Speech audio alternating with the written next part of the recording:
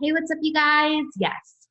Welcome to my channel, or welcome back to my channel. If this is your first time here, I'm Ms. Parsons, and today we're going to be talking about day 6 of evolution. So let's go ahead and get started.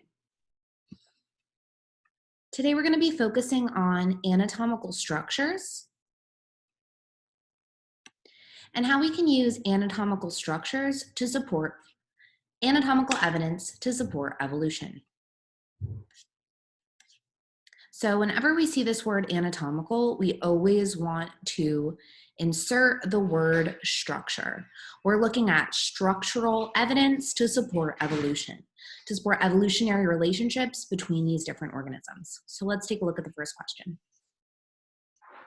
A characteristic that an organism exhibits during its lifetime will only affect the evolution of its species if the characteristic results from isolation of the organism from the rest of the population, is due to a genetic code that is present in the gametes of the organism.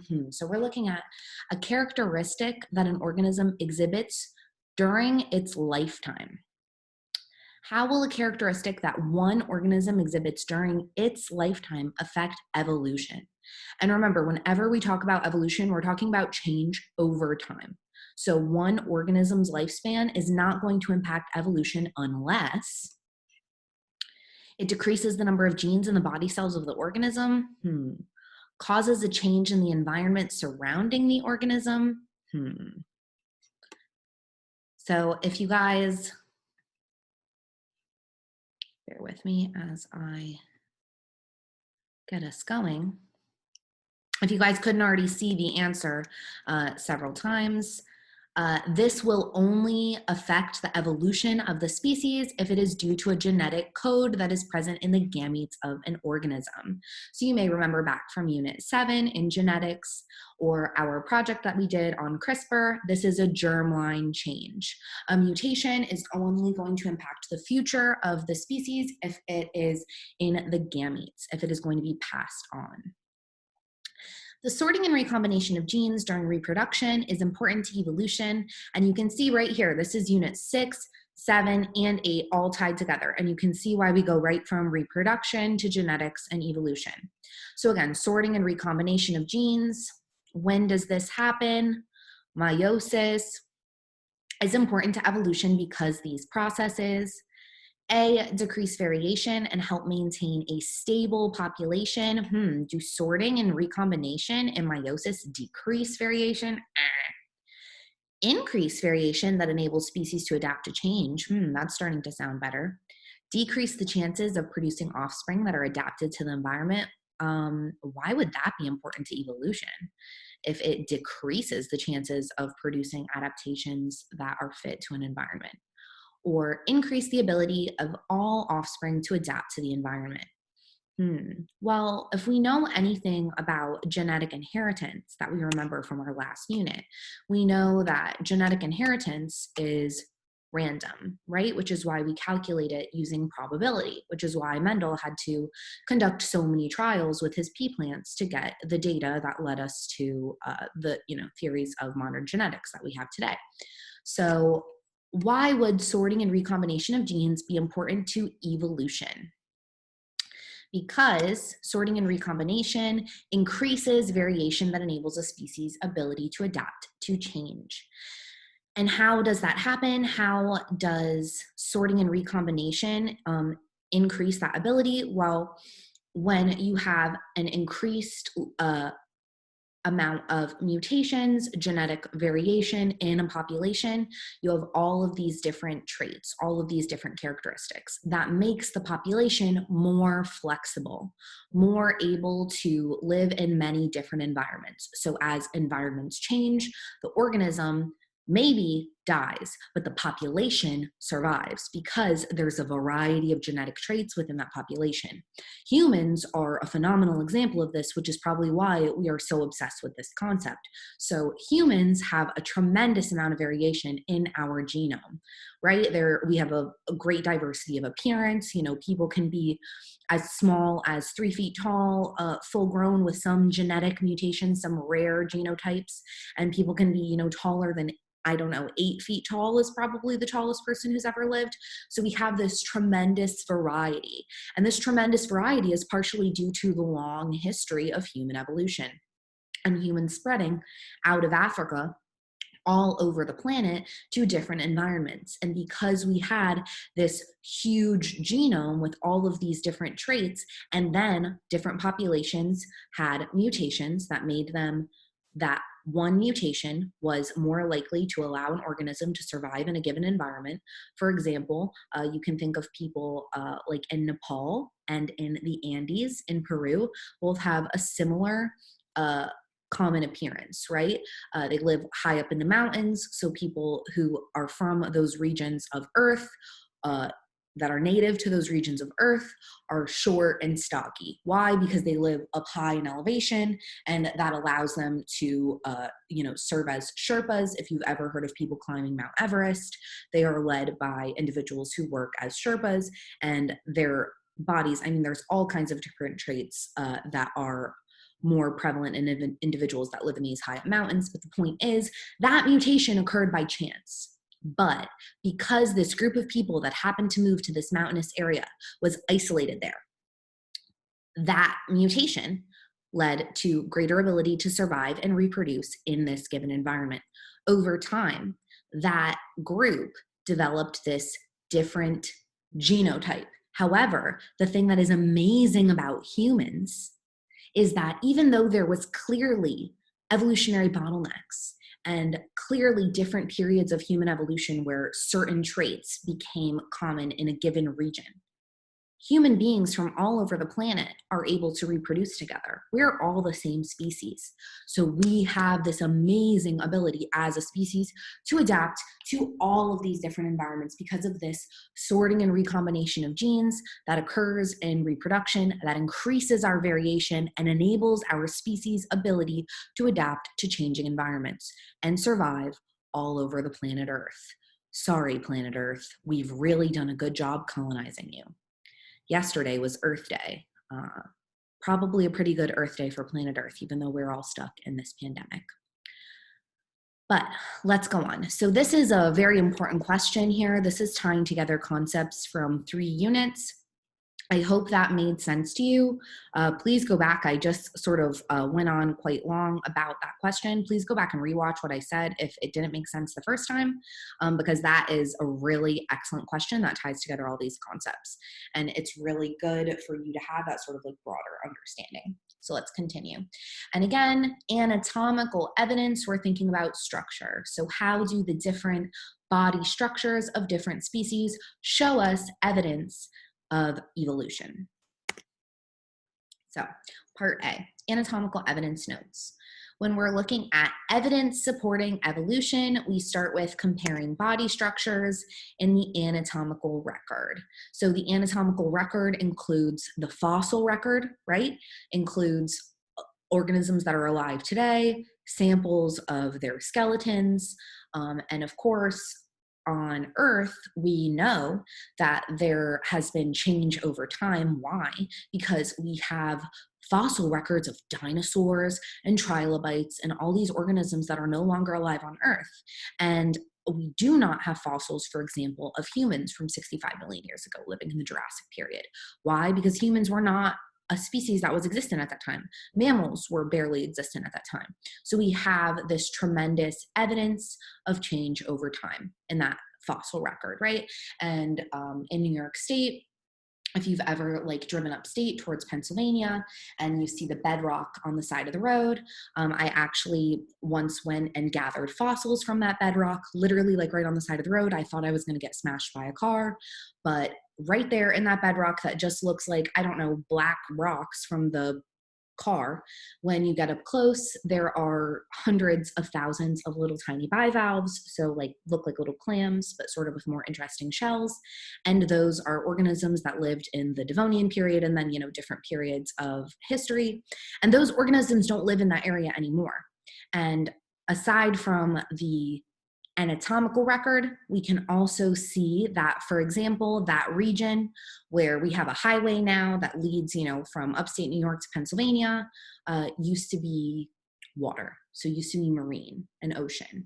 And we know obviously that the ocean is no longer there. So we see this evidence of change over time. And we can compare body structures, for example, of living organisms, which we're going to look at some images a little bit later in these notes, of whales, of humans, of cats, of bats, of almost every mammalian species, and see the same bone structures. So even though a hand and a fin look completely different, we can look at a human that is alive today and a whale that is alive today and see the same bones, just of slightly different sizes, that show us evidence that humans and whales, although it may have been a very, very long time ago, came from a common ancestor. And we're able to see that evidence through this anatomical record. The molecular record, which is now something that is, really burgeoning, a really important field of research, that we have mapped the human genome and we are able to look at DNA sequences and replicate them quickly. And there is also a tremendous amount of phylogenetic research going on to look at the molecular record and how does the DNA of a human compare to the DNA of a whale. Right? So the anatomical record and that research has been going on for longer, but now research into the molecular record is something that is really fascinating in biology. And maybe if you find this really compelling, you could go do something with that in your career, because like I said, it's a really big field of research right now. So the fossil record, again, which I just mentioned. So not only do we have the anatomical record of different bones, but we have the fossil record showing the different changes over the planet Earth, showing us that organisms emerged one way.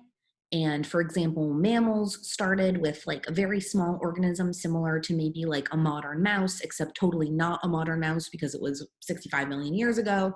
And that was the mammal that lived in the time of the dinosaurs. And then that mammal spread to different regions of Earth, different mutations occurred to the point that it diverged into many different species. Those many different species evolved and changed over time, diverging into many other different species as Earth's environment and climate also changed, as the tectonic plates shifted and millions of years passed. All that one small rodent evolved into modern biodiverse mammals, and we have evidence of that due to fossils. And as well, we also have artificial selection, so human-caused evolution. And that is, for example, like different dog breeds that we see that we know started as wolves that lived near humans, and we eventually domesticated into wolf-like dogs that then humans decided to breed for different purposes. And we can think back to Unit 7 with genetics for artificial selection. For example, you would take two dogs and in a litter that perhaps had the prettiest coats, if that's what you were looking for, was a dog with like a thick, pretty coat, or you were looking for maybe a fast dog that could help you hunt, whatever trait you're looking for, you're going to artificially select from your population those traits, and then you're not going to allow the other individuals to reproduce, right? Because that would affect your population. So you're artificially selecting what traits are most fit to the environment because they're most fit to your interests. Typically, nature does this, right? The most attractive, the most successfully fit, the most virile, the most intelligent, whatever trait for a human makes you more successful, that makes you reproduce. That has led to human changes over time. In the animal world, whichever bird exhibits its fertility the most successfully is the one that reproduces, and that leads to a species that is fit for its environment, because this is natural selection. The environment and the other organisms in the population are selecting based on natural means. Artificial selection is a human picking out, the other dogs might say, this dog is hideous. Look at this horrifying fur, that it's hot, we're somewhere hot. Why does it have that much fur? The dog is hot all the time and miserable. If any of you have ever seen a Chihuahua, they seem pretty miserable all the time. But someone decided that they really wanted a small dog. And over time, they artificially selected from dog populations that started as a much larger organism and led to these, very small little yappy dogs. And that's thanks to artificial selection. But humans have done this for like much more nefarious purposes, like bred turkeys that have extraordinarily large breasts. That way they can be sold as 24-pound Thanksgiving turkeys. And meanwhile, the turkey can't even stand up and falls forward. So obviously, natural selection would never result in that population of turkeys because the birds can't live. They can't survive, they can't reproduce. That's not a bird that's going to be happy. But humans have artificially decided the only reason we need these turkeys is for us to eat. So we are going to artificially select the trait that we want for it to be large and have these big breasts and like be easy to pluck. There's a couple other things that they've artificially selected for in turkey populations. And now there are, farmhouses filled with these specific turkeys that would never be able to survive in the wild, but have been artificially selected by humans to serve as this, farm animal. And this also shows us evidence for evolution. Why? Because this can't happen overnight. You don't change a turkey population in one generation. You can't produce changes in a turkey population in one generation. The way we have modern agriculture is because humans have been artificially selecting for traits in plants and animals for hundreds, if not thousands of years.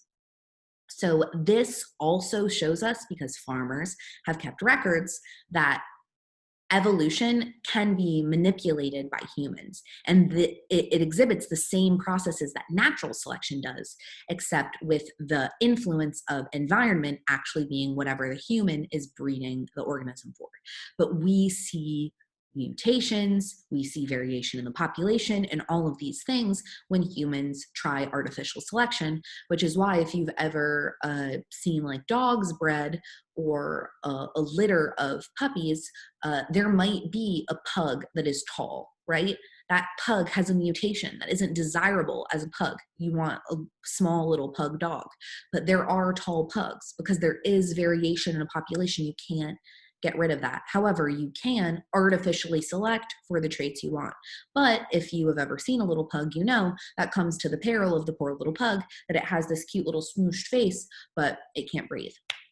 So, all right, anatomical evidence, pretty fascinating stuff. So let's talk more about the anatomical record. Animals with different structures on the surface, but when you look under the skin, it tells the evolutionary story of common ancestors. And this is what I was talking about with the whale and the cat, comparing the bones. This is called homologous structures. The same bones are underneath the skin.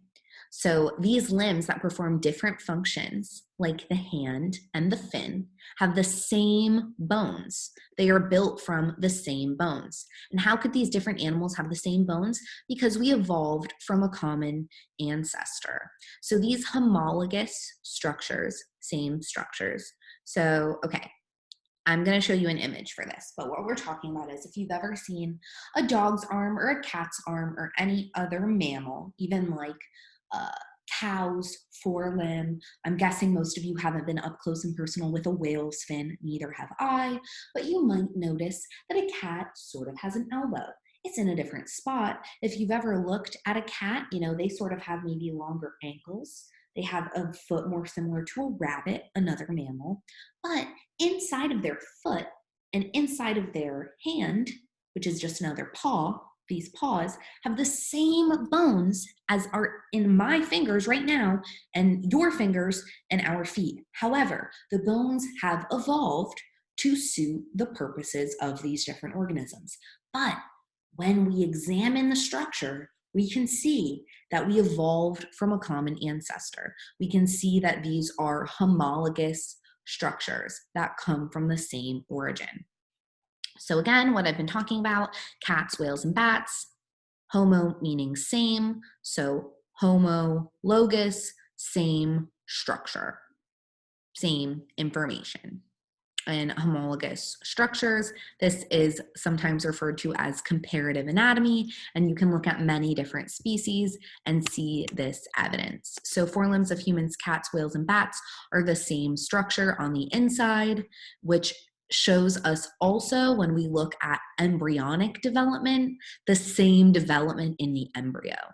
So the fetal development and forward is fascinatingly similar when you look at a whale embryo and an elephant embryo and a dolphin embryo and a human embryo and all of these different species that look so different when they are fully grown have this incredibly similar embryonic structure. And we can consider this also homologous structures, right? So when we look at the anatomical record, that is comparing bones, and that's also comparing the embryonic development.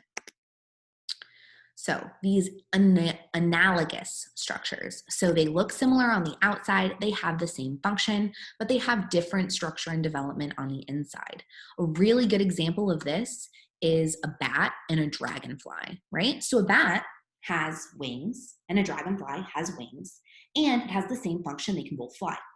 But like we just said, a bat is a mammal. The inside of a bat's wing looks like a whale's fin, looks like a human's hand. A dragonfly doesn't even have an inside of its wing because it is a completely different evolutionary branch. Think back to, day 3, the virtual lab, and a completely different section of the evolutionary tree, of the phylogenetic tree, but it is the same function. Both of these organisms can fly. Birds can fly, bats can fly, dragonflies can fly, but they come from different branches of the evolutionary tree. So instead of being same structures, these are analogous structures. So they're still similar information, but they come from a different origin, right? So different structure and development on the inside. There's no evolutionary relationship, like we said, between bats and whales. So let's talk about mimicry. Why do dolphins, aquatic mammals, and fish, aquatic vertebrates, look so similar? And this is a great question for anyone who has ever, confused a dolphin and thought it was a fish instead of a mammal. So they both had similar problems. So they had the same solution. They both live in water, similar problem, similar solution. So this is why organisms that live in a similar environment may have similar traits. Like if you've ever been into a forest and you've seen a squirrel and a deer and a bunny and a mouse and all these different organisms in the same forest, you might notice they're all maybe the same shade of brown. Well, why are they all the same shade of brown? It's not because they're all necessarily related to each other, although we do know obviously mammals are. It's insects might even share the same shade of brown in this particular forest. Why? In that forest, that shade of brown is the shade of brown that allows you to most successfully camouflage yourself. And, that is just a small change in a population color that can be affected. But when you look at the long evolutionary history of dolphins and fish, they've both lived in water for many, many, many generations. And so their changes over time have been influenced by that similar environment. So to make them fit for that environment, that marine environment, they have similar problems, similar solution. So this is convergent evolution. This is two organisms from two different origins converging and having the same trait, right? Converge means come together in the end. So what is convergent evolution? What does it mean? When animals have analogous structures, so two wings, or two fins, like a dolphin and a fish. They look the same, but they have different organs and different origins. So if we look back at the different evidence for evolution, we could see, the structures look similar. But if you compared the genetic code, if you looked at the genome of a dragonfly and a bat, you would see that they're not very closely related at all. Compared to if you looked at the bones of a bat, you would see that they were similar to a whale's. And if you looked at the genes of a bat and the genes of a whale, you would see that they're very closely related to each other because they're both mammals. Why would whales have pelvis and leg bones if they were always sea creatures? Whales evolved from a common land mammal ancestor, and you may have heard this before, right? So whales, in their bodies, they have a pelvis that obviously, is not attached to any legs that walk around, and they have leg bones that are sort of floating around in their body. This is kind of like our appendix. It is a vestigial structure, something that is no longer very useful to the animal, but is still there because it doesn't harm the animal. So it hasn't, evolved out of the species. It's not an adaptation to get rid of it, so it stays. And we can see, because we have evidence to show us these pelvis and leg bones in whales, and we also have a variety of other evidence like we talked about before, the genetic evidence, showing us that whales evolved from a common land mammal ancestor, which is why whales are related to all the other mammals that live on land. And then they went into the sea, and obviously their evolution has completely diverged from humans. That's divergent evolution, right? We started from the same common ancestor, like the same little mouse that I talked about at the beginning, and all of the different mammals on Earth diverged and became this kingdom Mammalia. So part B, whale case study. So, okay, we're gonna watch a video. So, nope.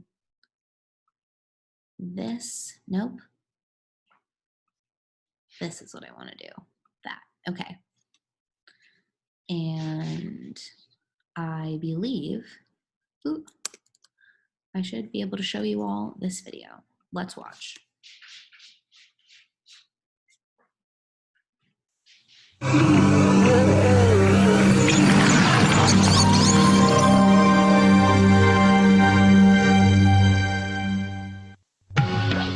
How do we know evolution happens? Fossils provide the most interesting evidence for evolution, and certainly the most powerful for most people. I want you to look behind us. There's an abundance of hard evidence at the molecular, chemical, and anatomical level that evolution happens. But perhaps it's the clues hardened in stone that tell evolution's story most vividly. Here are the backbones. You can see how big these vertebrae are. The history of life is all a record in fossils, millions of them, from strata, layer by layer by layer back through time, are all interconnected. Now, partly this layering and succession is how we tell time in geology, but it's also the principal evidence that life has changed through time, that life has evolved through time, that the things living today can all be connected back through time to common ancestors. These now lifeless dry rocks are gold to paleontologists. They are the puzzle pieces to the origin of one of the most powerful and majestic animals on Earth, the whale.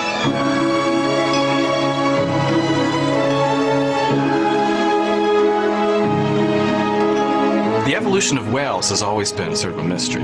They're like us in that they're very intelligent. They're mammals. They're warm-blooded. They nurse young and feed them milk. But they're very, very different. I mean, they live in water, they can hear in water, and they swim around like fish. So the question is this.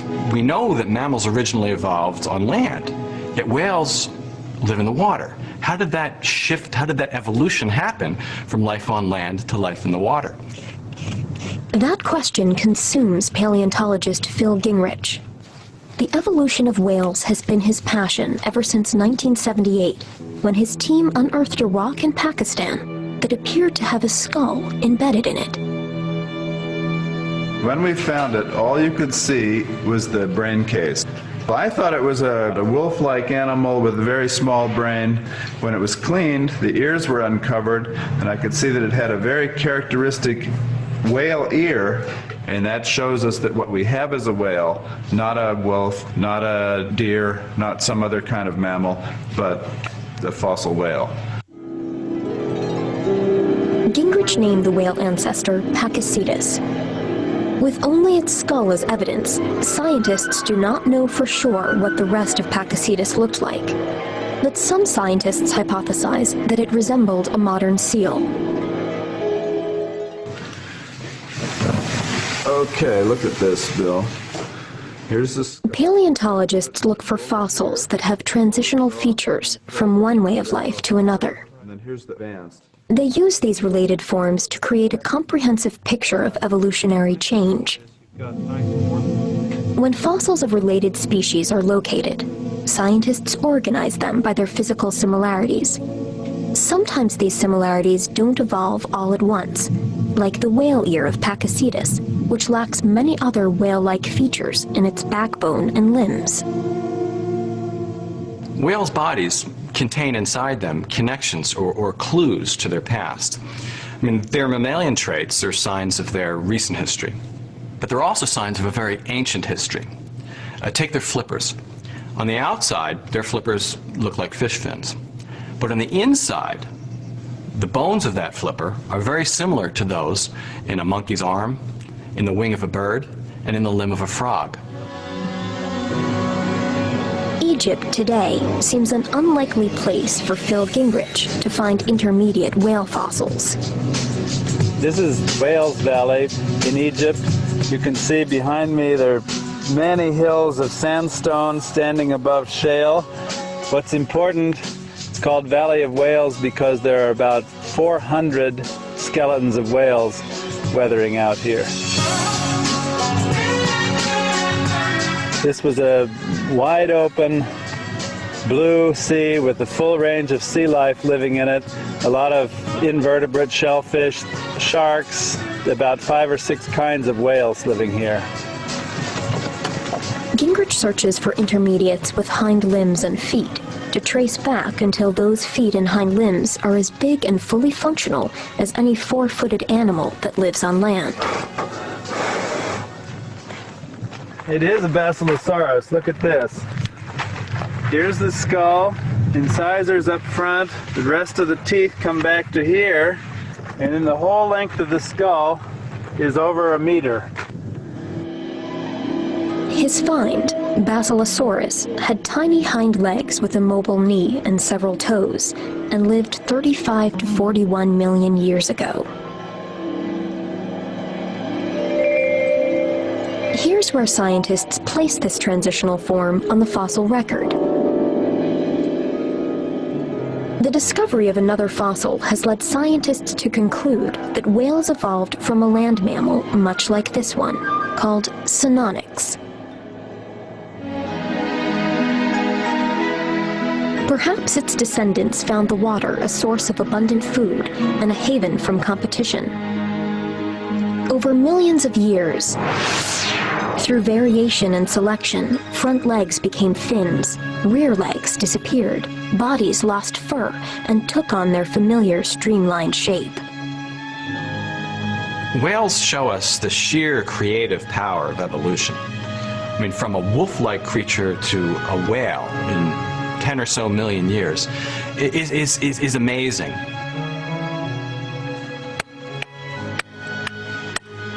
Each dig and discovery adds more stone, more bone, more hard evidence for evolution, for the origin of life, for its history here on Earth, and for the evolutionary relationships among all forms of life.